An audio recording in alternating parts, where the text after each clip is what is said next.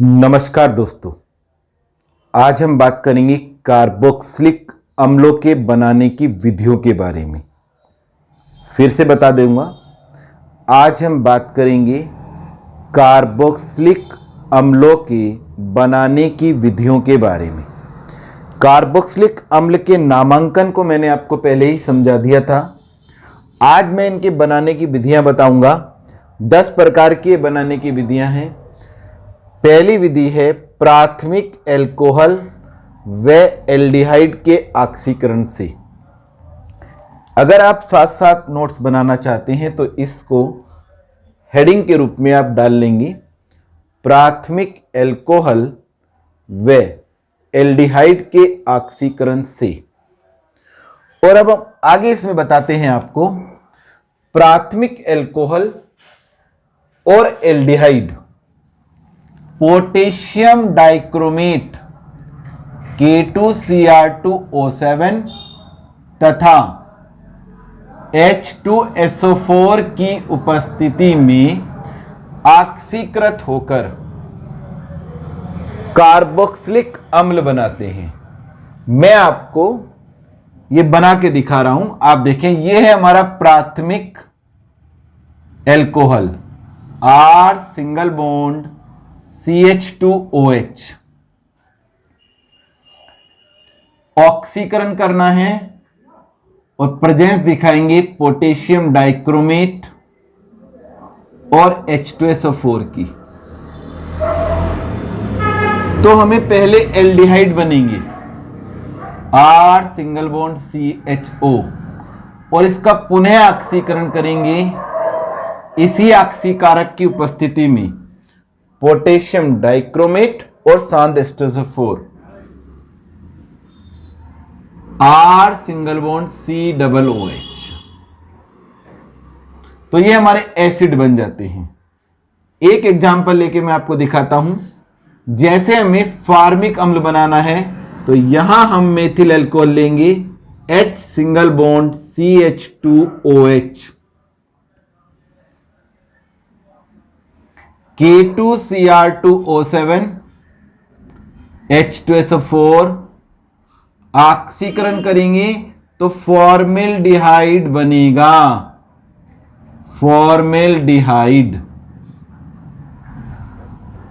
और इसका पुनः ऑक्सीकरण करेंगे तो फॉर्मिक अम्ल बनेगा। इसी प्रकार से हम एथिल अल्कोहल ले सकते हैं। दूसरी क्रिया में इसी में आपको करके दिखा रहा हूं। CH3CH2OH एथिल अल्कोहल हो गया और बन जाएगा एल्डिहाइड। कौन सा? एसीटल्डिहाइड।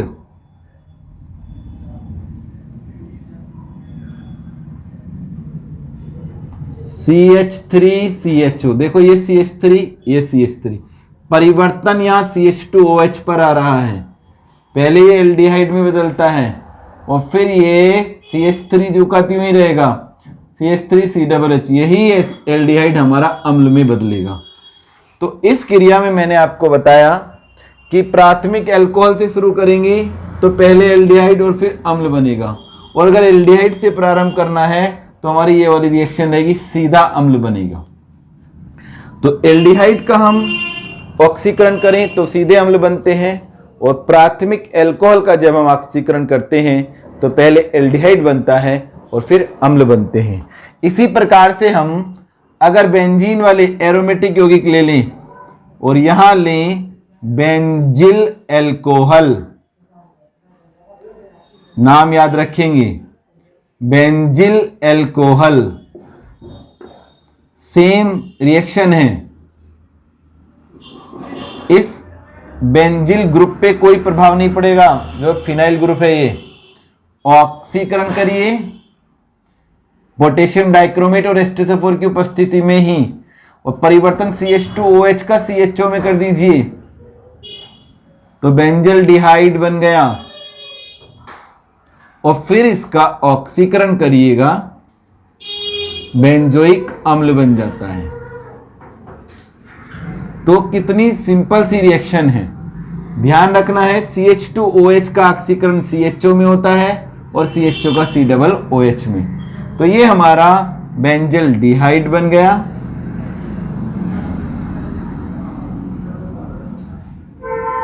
और ये बेंजोइक अम्ल बन गया।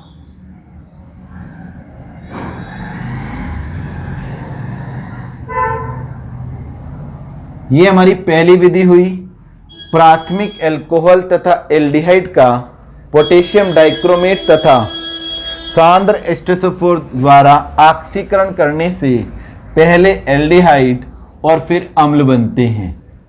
आपको ये सही तरह समझ में आ गया होगा। अब हम चलते हैं दूसरी एल्किल बेंजीन से। यहां चूंकि पहले से ही बेंजीन शब्द जुड़ा है तो इससे हम एरोमेटिक अम्ल ही बनाएंगे। एल्किल बेंजीन से ये हेडिंग डालें आप और लिखें पहले एल्किल बेंजीन का ऑक्सीकरण अम्लीय KMnO4 या तनु HNO3 द्वारा करने पर एरोमेटिक अम्ल बनते हैं। अब देखें कैसे रहेगी रिएक्शन। ये हमारा एल्किल बेंजीन,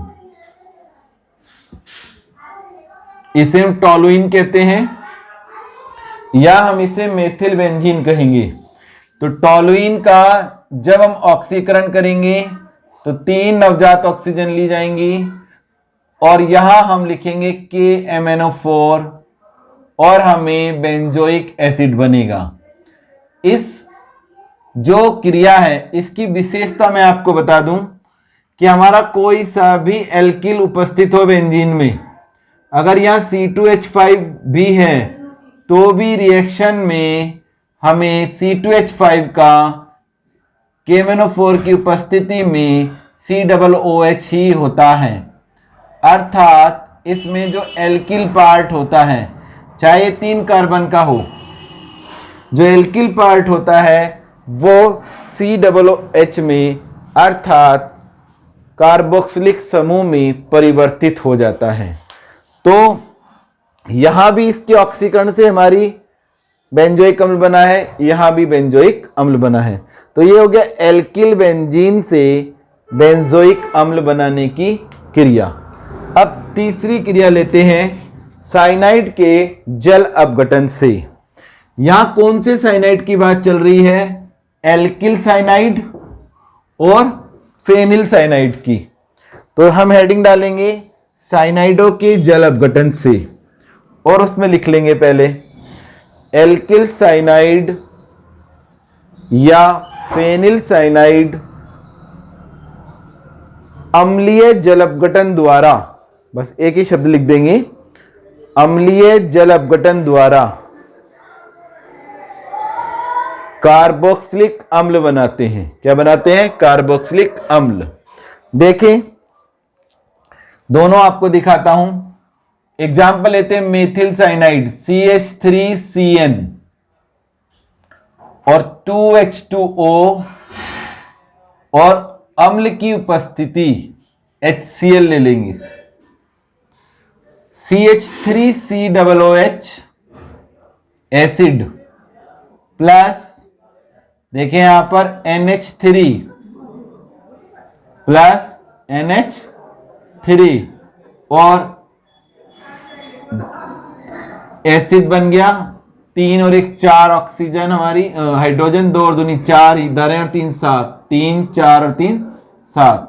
तो ये हमारा CH3CN से साइनाइड ग्रुप, केवल यही चेंज है, साइनाइड ग्रुप COOH में बदल रहा है। यदि यही हमारा फेनिल साइनाइड होता CN प्लस 2H2O तो इससे हमें बेंजोइक एसिड प्राप्त हो जाएगा। ध्यान रखना है सभी बच्चों को, साइनाइड अम्लीय जल अपघटित होकर COOH ग्रुप बनाते हैं, ये बेंजोइक अम्ल बन गया। तो यह होगी हमारी साइनाइडों के जल अपघटन से कार्बोक्सिलिक अम्ल बनाने की विधि। चौथी विधि का हेडिंग डालेंगे आप, चौथा नंबर ग्रिग्नार्ड अभिकर्मक से। देखो आसान क्रियाएं हैं, मैं आपको बताता चल रहा हूं कहां परिवर्तन हो रहे हैं। आप वो परिवर्तन ही ध्यान रखें तो आप कोई भी अभिक्रिया इससे कर पाएंगे। तो देखें हम ग्रिग्नार्ड अभिकर्मक से लिख लें आप पहले, या आपने हेडिंग डाल लिया होगा चौथा, ग्रिग्नार्ड अभिकर्मक से। तो इसमें लिखेंगे ग्रिग्नार्ड अभिकर्मक को कार्बन डाइऑक्साइड के साथ क्रिया कराने से एक योगात्मक यौगिक बनता है, एक योगात्मक यौगिक बनता है जो जल अपघटित होकर कार्बोक्सिलिक अम्ल देता है। देखिए आपको मैं एक रिएक्शन दिखा रहा हूं ग्रिग्नार्ड अभिकर्मक से। यह हमारा एक ग्रिग्नार्ड अभिकर्मक है RMgX प्लस CO2। तो देखो एक योगात्मक यौगिक बनाएंगे हम यहां पर, ये ध्यान रखेंगे हम, ये RC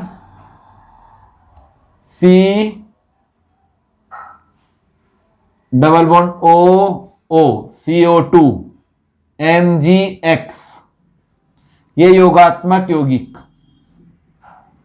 ये CO2 आप देखें, बस इस ध्यान रखें CO2 R और Mg के बीच में जुड़ जाएगा, RCOOMgX भी लिख सकते थे। अब जल अपघटन करेंगे H2O, तो जल अपघटन के लिए हमें क्या करना है कि ये एसिड बना देंगे पूरा, यहां पे जल अपघटन दीजिए और वाटर का H इधर OH इधर, ये आपको समझाने के लिए है। तो वो यहां पे H2O लिखिए, इस H2O में H इसके साथ जाएगा, OH इसके साथ, तो RCOOH ये अम्ल बन गया, और एक MgOH मैग्नीशियम हाइड्रोक्साइड हैलाइड। अब देखिए जरा CH3MgBr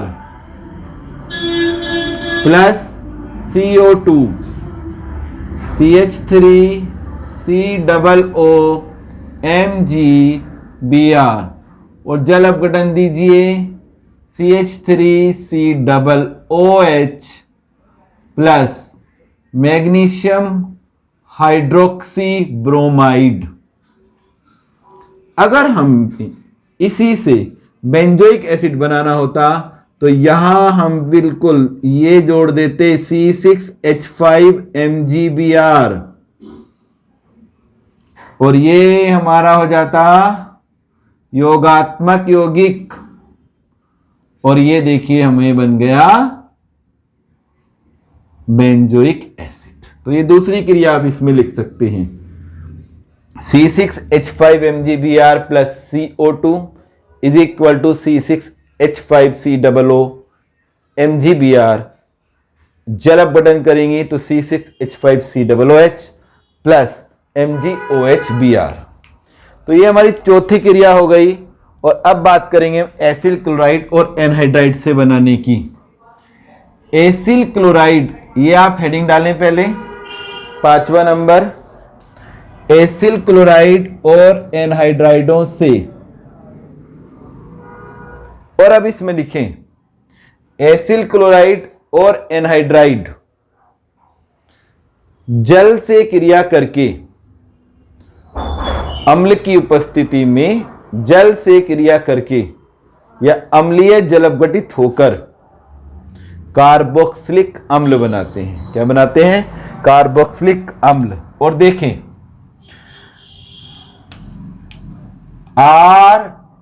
RCOCl एसिटिल क्लोराइड या एसिल क्लोराइड हम इन्हें कहेंगे, और ये एनहाइड्राइड RCO2O। इस R की जगह हम CH3 ले सकते हैं, C6H5 भी ले सकते हैं, बेंजोइल क्लोराइड, बेंजोइक एनहाइड्राइड भी ले सकते हैं। तो ये एसिटिल क्लोराइड लिया जा सकता है CH3 से क्रिया करके, प्लस H2O, ये बनेगा हमारा RCOOH प्लस HCl। इसमें हम 2 H2O ले लेंगे और ये बन जाएगा हमारा 2 H2O नहीं, एक ही H2O से काम चल जाएगा, 2RCOOH। तो एनहाइड्राइड और एसिड हैलाइड ये हमारे जल अपघटित होकर जल से क्रिया करके क्या बना देते हैं, कार्बोक्सिलिक एसिड बनाते हैं।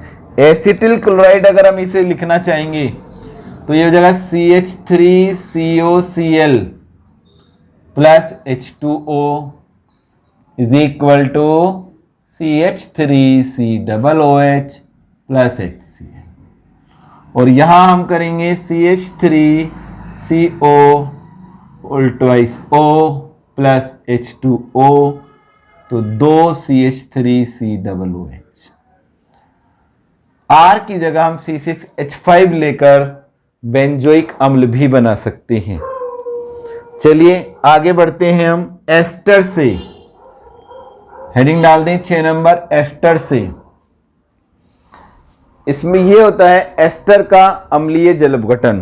तो लिखेंगे इसमें तनु H2SO4 की उपस्थिति में एस्टर, तनु H2SO4 की उपस्थिति में एस्टर जल अपघटित होकर अम्ल और एल्कोहल देते हैं।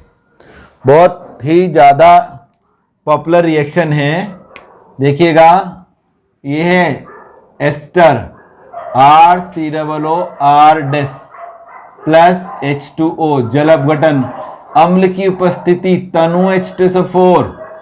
अब देखो RCOOH एक तो एसिड बन जाएगा और एक R-OH।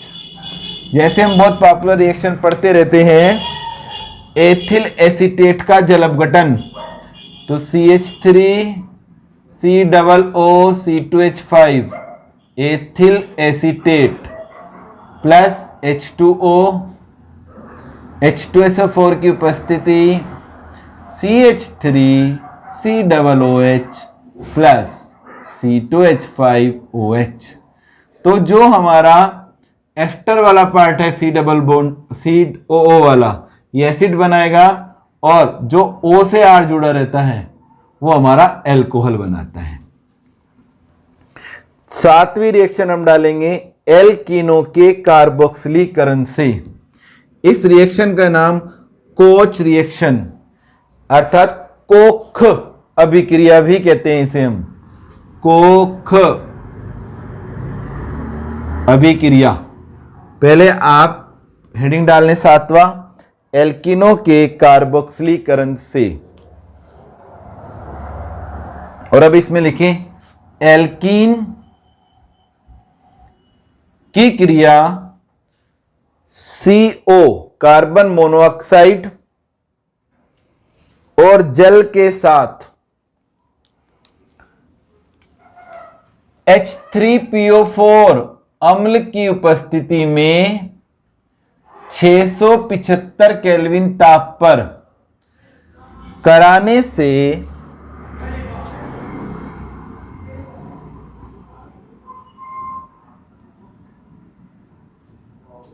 एसिड कार्बोक्सिलिक एसिड बनते हैं। ये देखें, ये हमारा alkene R single bond CH single bond CH3 और COOH, ये बन गया हमारा एसिड। यदि हम केवल CH2 डबल बॉन्ड CH2 लें, ethylene plus CO plus H2O, तो यहां हमें H3PO4 की उपस्थिति में 675 केल्विन पर गर्म करने से CH3COOH प्राप्त होता है। अम्ल, ये कार्बोक्सिलिक अम्ल बनाने की हमारी 7वीं क्रिया। 8वीं रिएक्शन डालेंगे एल्केनो के ट्राई हेलोजन व्युत्पन्न से। एल्केनो के ट्राई हेलोजन व्युत्पन्न से लिखेंगे एल्केनो के ट्राई हेलोजन व्युत्पन्न, एल्केनो के ट्राई हेलोजन व्युत्पन्न तनु क्षार के साथ, तनु क्षार के साथ जल अपघटित होकर कार्बोक्सिलिक अम्ल वाले यौगिक बनाते हैं। देखें, एल्केन के ट्राई हेलोजन, जैसे हमने CH4 का ट्राई हेलोजन भी उत्पन्न लिया, CH4 में से भाई 4 हाइड्रोजन है, 3 हाइड्रोजन हटा दिए, हेलोजन लगा दिए, तो बनेगा क्लोरोफार्म। तो ये हो गया इसका ट्राई हेलोजन व्युत्पन्न। ऐसे ही हम टोलुइन का लेना चाहें तो ये बनेगा हमारा बेंजो ट्राई क्लोराइड CCl3। इससे आप समझ पाएंगे किस प्रकार से ये क्रिया हो रही है। तो देखेंगे तनु क्षार के साथ जल अपघटन होगा +3 KOH। तो ध्यान रखेंगे जब भी किसी एक कार्बन पर, देखो ये 3 KCl बाहर निकल जाएंगे और सब Cl की जगह OH आ जाएंगे। तो एक कार्बन पर ही जब 3 OH होंगे तो एक पानी बाहर निकलेगा और हमारा क्या बन जाएगा, फार्मिक अम्ल HCOOH प्लस H2O। तो ये तो फार्मिक अम्ल बन गया। यहां पर करेंगे तो ये बेंजोइक अम्ल बन जाएगा। ये देखें आप, C पर 3 OH एक साथ है, ये एक अस्थायी यौगिक होता है और एक पानी बाहर निकालेगा COOH प्लस H2O। ध्यान रखेंगे जब कभी एक कार्बन पर 2 OH एक साथ आ जाएं तो इससे एल्डिहाइड बनेगा हमेशा, CHO। क्या बनेगा, एल्डिहाइड।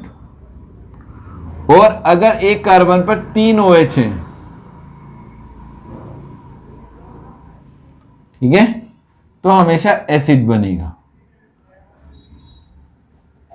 क्योंकि एक कार्बन पर 2 OH भी अस्थायी होते हैं और 3 OH भी। तो ये आपको बस ध्यान रखना है, छोटी सी बात। 3 Cl के साथ 3 KCl बाहर और 3 OH यहां लग जाएंगे, प्रतिस्थापन हो जाएगा और फिर ये एक अस्थायी यौगिक प्राप्त होगा जो फार्मिक अम्ल बना देगा। क्लियर हो गया। अब डालिए आप 9 नंबर, सोडियम एल्कोक्साइड तथा कार्बन मोनोऑक्साइड की क्रिया से। हेडिंग डाल लीजिए पहले, सोडियम एल्कोक्साइड तथा कार्बन मोनोऑक्साइड की क्रिया से। इसमें लिखेंगे हम सोडियम एल्कोक्साइड को कार्बन मोनोऑक्साइड के साथ गर्म करने पर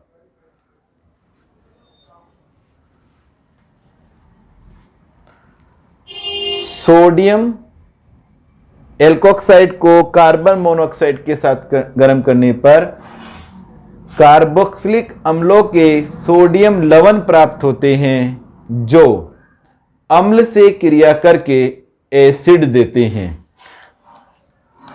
अम्ल से क्रिया करके एसिड देते हैं। देखो ये हमारा RONA सोडियम एल्कोक्साइड जो हमारा हेडिंग था प्लस CO, बस इस CO को यहां ले जाएंगे, ये बन गया सोडियम लवण।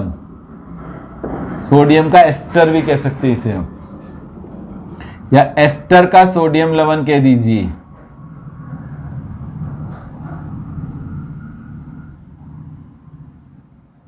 या आप इसे कार्बोक्सिलिक अम्ल का सोडियम लवण भी कहेंगे। अब देखिए इसका अगर हम HCl से क्रिया कराते हैं तो अम्ल से क्रिया करके RCOOH प्लस NaCl।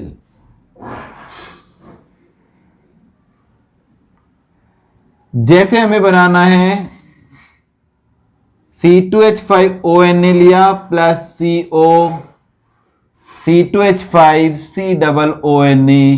बस कार्बनिक क्रियाओं में ध्यान यही रखना होता है कहाँ क्रिया हो रही है। देखो यहां पर COONA हो गया और बस यहीं से C2H5COOH। R सब में एक सा है, कोई सा भी R बनाएंगे उसी तरह का एसिड आपको प्राप्त हो जाएगा।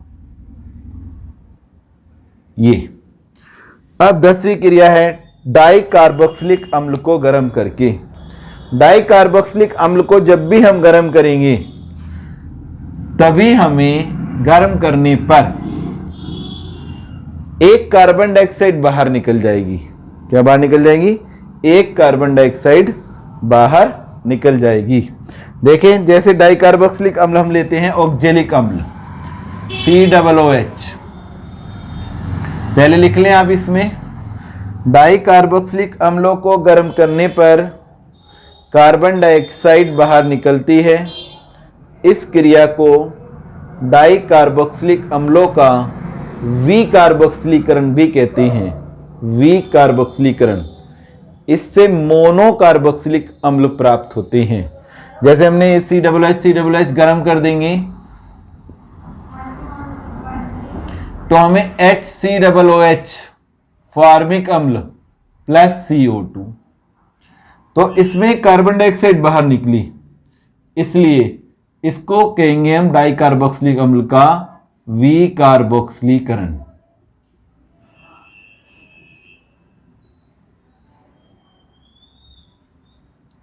अर्थात डाइकार्बोक्सिलिक अम्ल से मोनोकार्बोक्सिलिक अम्ल बन जाता है। तो ये हमारी 10 प्रकार की विधियां आज हमने आपको बताई कार्बोक्सिलिक अम्ल बनाने की। आशा करते हैं आपको ये विधियां समझ में आ गई होंगी। अगर समझ में नहीं आई है तो एक बार इस वीडियो को आप पुनः देख लें, आपको अच्छी तरह से समझ में आ जाएगी। हमारे चैनल को सब्सक्राइब करिए। कुछ बच्चे ऐसे हैं जिन्हें चीज़ें समझ में नहीं आ रही हैं और आपके दोस्त हैं और हमारी वीडियो नहीं जानते हैं, आप इस चैनल को उन्हें भेज दीजिए और उन्हें कहिए कि इसे सब्सक्राइब करें और पहले चैप्टर से इसे पढ़ लें। धन्यवाद। Thank you.